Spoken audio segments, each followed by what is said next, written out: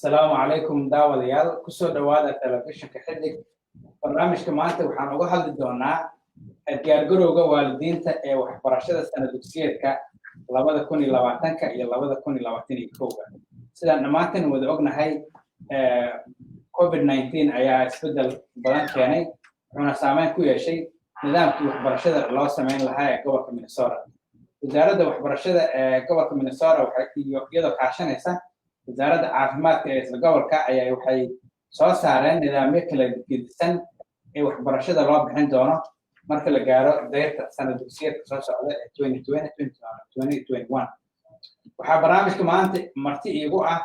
Fatima Mohamed oo ah waalid caruurtiisu ay dhigtaan iskuulada degmada St. Cloud. Fatima, soo dhawaaw haddii aad dadweynaha isbartid magacaaga iyo hawlaha aad qabatid. السلام عليكم عبدي وما حسنت هاي ما تدي قصو مرتقى بي برنامج كذي محمد صار شيكتي مقعي فاطمة محمد وحن دقنا هاي سين كلاود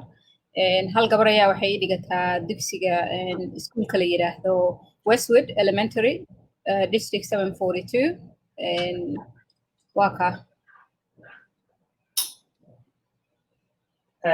Fatima aad baad u mahadsan tahay inaad dadweynaha isbartid oo aad noo sheegtid magaalada degan tahay iyo caruurtaada iskuulka ay dhigtaan. Fatima sidaan wada ognahay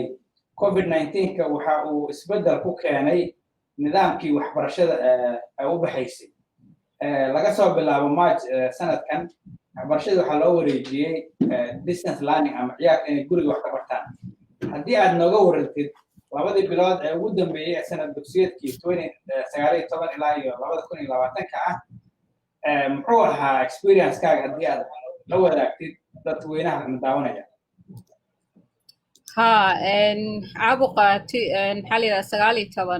maxaa la yidhahdaa qofna kuma tashanin inuu dhacaayo mana aanan ogeyn inuu sidaan maxaa la yidhahdaa nolosheena uu maxaa la yidhahdaa u bedeli doono inta markii dhibaatadaas ay dhacday waxyaabo badan ayaan maskaxda geliyey maxaa la yidhahdaa talow ilmaha yar ma gurigu iska joogayaa labadaa bilood bila iskuul miyay ahaanayaan sideen u shaqayn doonaa maxaa la yidhaahdaa waxyaabo badan oo waxaa jiray March aanan ogeyn meelo badan oo maxaa la yidhaahdaa loo doonan karay maxaa la yidhaahdaa ama caafimaadka maxaa la yidhahdaa waxaan ugu soo gudboonaan doono faa'iidadiisa iyo khasaaradiisa iyo waxaan samayn doono talo meel loo doonto ma lahayn waa wax kulligeen nagu wada habsaday inkastoo aniga waxaan is iri maadaama aan ogeyn oo ay China naga horreysay cudurkan uu ku dhacay December uu ku dhacay 2019 waxaa moodaa waddanka Mareykanka inaan xoogaa inaan yara seexanay oo isdhiganay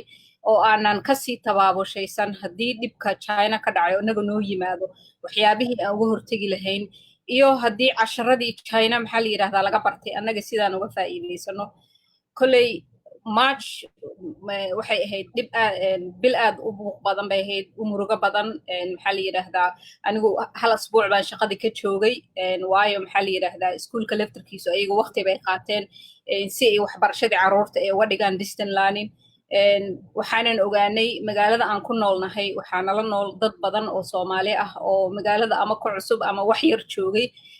intooda badan luqadda aanan aqoonin intooda badan maxaa la yidhahdaa xagga lacagta ay dhibaato badan ay ka haysato oo aan haysanin computer oo aan haysanin maxaa la yidhahdaa internet guriga u oolin sidoo kale waxay haystaan carruur tiro badan waxaa laga yaabaa hooyada hal telefoon inay haysato aabuhuna hal telefoon uu haysto marka waxay noqotay mucjiso badan laakiin aniga waxaan ku jiraa dadka ilaahay uu u naxariistay waayo hal gabar ayaan haystaa ilaahayna uu ii naxariistay dhinaca maxaa la yidhahdaa dhaqaalaha waan ku fiicanahay 2 computer ayaa guriga yaalay internet bay lahayd nasiibkayguna gabadhayduna waxay ahayd gabar yaroo 9 jira laakiin waxay ku jirtay ilmaha 4%-ga aadka maxaa la yidhahdaa waxfahankoodii waxbarashadooda xagga iskuulka ay u sarreyso marka macalimadeedana maxaa la yidhahdaa aad bay u gubaabin jirtay waxay tiri kama walwalayay tiri gabadhaada in maxaa la yidhahdaa wax dhiba ay kala kulanto marka adiga waxay nagu qaadatay 10 casho intaan la qabsanaynay maxaa la yidhahdaa systemka cusub oo distance learning ay dhahayn districtga noo waxeeyeen laakiin 10 casho kadib waxaad moodaaba weligeen inaanba sidaan habkan inaan wax u baran jirnay macalimaddu way soo gelaysaa subaxa hore video bay soo duubaysaa waxay u sheegaysaa carruurtii si fiican bay ula hadlaysaa u salaamaysaa kalaaska sidii inay kalaaska ay dhigayso kale ay ula hadlaysaa videogaas markay duubto kabacdi casharkii wixii ay rabto inay samayso 2 cashar 3 marmarka qaar 4 6 assignment ay soo gelinaysaa sidoo kale macalinka xisaabta waxaan ka wadaa macalinkii music iyaduna si way soo gelaysaa marka assignmentyada halkaas haddii cunugu uu maxaa la yiraahdaa uu su'aal qabo waxaa loo sameeyaa chat yar halkaas ay chatkaas ay gelinayaan leeyihiin macalino su'aashan aniga ma fahminay maxaa ka wadaa halkan ka wadaa anigu sidan aan u fahmay horay ka soo jawaabaysaa from subaxii waxaan ku dhahay 9 ilaa maxaa la yiraahdaa 5 galabnimo waxay ku tahay maxaa la yiraahdaa diyaar inay kaaga soo jawaabto emailka haddaan u diro saacad ka bacdi ama 2 saac kadib way ii soo jawaabaysaa marka sidaan moodayay sidoo noqday waxay noqotay kaafi kala dheeri kullay anigu waxaan ka mid ahaa waalidkii aad ugu farxay waxbarashadii inay ilmaha u sii socoto dhibaatana aan kala kulmin Fatima aad ayaad u mahadsan tahay waxaan filayaa inaad ka mid tahay waalidiinta kooban u suurta gashay inay ciyaalkooda ka caawiyaan casharada iyo waxyaabihii looga baahnaa gabadhaada haddii aad la sheekaysatay maxay kuu sheegtay oo dhibaata oo ay kala kulantay maadaama iskuulkii ciyaalo badan ay wax la baranaysay oo ay la ciyaaraysay waqti la qaadanaysay xilligaana guriga ay joogtay inta badan asxaabteedii iyo ciyaalkii ay iskuulka isla dhiganayeen miyay u xiistay waxyaabaha waa runtaa maxaa la yidhaahdaa waxyaabaha ugu dhibka badnaa waxay ka mid ahayd casharkii markay samayso dhowr saacadood bay ku qaadanaysaa 3 saac 4 saacadood iska dheh marka maalintii oo dhanna way hartay ilmihii yaraa guriguu joogaa hal qof oo adultii la joogo carruur kale lama joogo bannaankii looma bixi karo marka qaybta socialka aad ayay maxaa la yiraahdaa waxaan ka dareemay wax isbedela waxaan arkay cunugii oo raba emotionally waqti badan in aniga aan geliyo oo la sheekaysto oo inaan madadaaliyo marka iskuulka waxyaabaha ugu maxaa la yiraahdaa muhiimsan carruurta waa socialka inay maskaxda ka dhisto emotionally ka dhisto ilmaha kale waxay sameynayaan facooda ay ku daydaan ay la sheekaystaan marka taasaa faa'iido la'aantii waxay ahayd intaa un baani aan isdhihi lahaa laakiin nasiib waxaan haddana u yeeshay markii maxaa la yiraahdaa daykerada kidstop iskuullada dhexdiisa ku yaala la furay district 742 maxaa la yiraahdaa waxay ka furtaan u malaynayaa 3 maxaa la iskuul aniga marka waxaan ka qayb galay midka aniga ii dhawaa North Junior la yiraahdo Madison la yiraahdo and I was able inaan gabadhayda geeyo subaxii inta geeyo galabkiina aan kasoo kaxeeyo dhowr saacadood computer lab bay lahaayeen carruurta ku ciyaarayeen halkaasay cashiradeeda ku qaadanaysay kadibna maxaa la yiraahdaa carruurtii iyo balaankii kidsta programkoodii ku jirdhay marka waan aaminsanahay waana ogahay waana xasuusanahay maalin walba gabadhayda inay maxaa la yiraahdaa ilmaha kale la mid ahayn oo ay ka nasiib badan tahay laakiin way xanuunsatay waxaa ku dhacay stomach virus oo ay maxaa dhowr week la xanuunsatay marka waxaan go'aansaday inaanan kidstopki ku celin laakiin dhowrkii week ay kidstop ii dhiganaysay waxaan ka dareemay farxad ziyaada cunugiyo oo caadi ah cunugiyo faraxsan oo ilmo ficiisa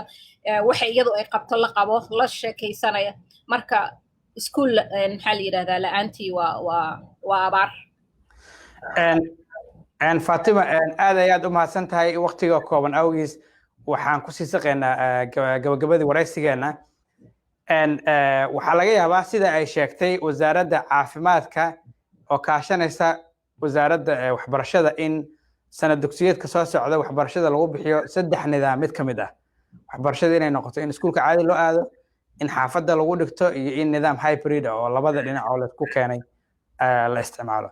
haddii marka ay noqoto in nidaamkii waxbarashada distance learning lagu bixiyo maxaa tala oo aad waalidiinta siinaysaa maadaama aan sida aan ka maqlay sheekadaada aad barnaamijkaas si fiican kugu dhacay maxaa tala oo aad waalidiinta la qaybsanaysaa si ciyaalkooda ay uga caawiyaan dhinaca waxbarashada kolley hadda waan fahamnay distance learning wuxuu yahay casharo badan ayaana ka faa'iidnay feedback badan ayaan anagu dadkeenan u shaqeeyay aan bixinay si dadka uusan u shaqaynin loo caawiyo si maxaa la yiraahdaa dad luqadda yaqaana ay ka caawiyaan dadka aan luqadda aqoonin oo dadka carruurta u baahan homeworka in laga caawiyo maxaa la yidhahdaa inay soo galaan maxaa la yidhahdaa systemka la soo galaan oo la caawiyaan waan ognahay inuu noo shaqeeyey su-aasha waxay tahay emotionally ma wax long term la samayn kara ah miya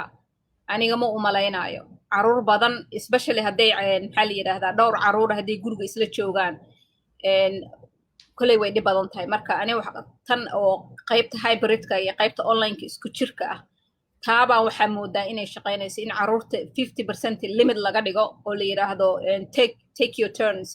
carruurta wiigan ama intanaa dhiganaysa wiiga dambana intanaa dhiganayso markaa si carruurtu ay u lahaadaan dhowr casho ay maxaa la yidhaahdaa emotionkooda iyo maxaa la shucuurtooda qalbiga iyo carruurta ay waxyaabaha ay faa'iidada ay ka helayaan ay ka helaan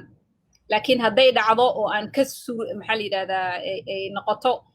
nala ku qasbo inaan guriga joogno waan naqaanaa inay noo shaqaynayso distance learning mistake-yadii iyo dhibaatooyinkii dhacayna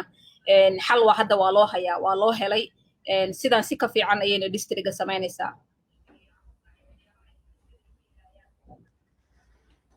Fatima aad iyo aad ayaad u mahadsan tahay intaa waxaan kusoo gabagabeynayaa waraysigeena maanta oo ku saabsanaa nidaamka waxbarashada ay noqon doonto 2020 ilaa 2021 iyo diyaargarowga waalidiinta ay sameynayaan iyaga oo ka caawin doona ciyaalkooda waxbarashada barnaamijkan intaan mid lamid ah ku kulmayno daawadayaal waxaan kaloo idin ballan qaadaynaa inaan wareysan doono waalidiin kale intaan mid lamid ah ku kulmayno waxaan idinkaga tegaynaa aniga iyo Fatima Maxamed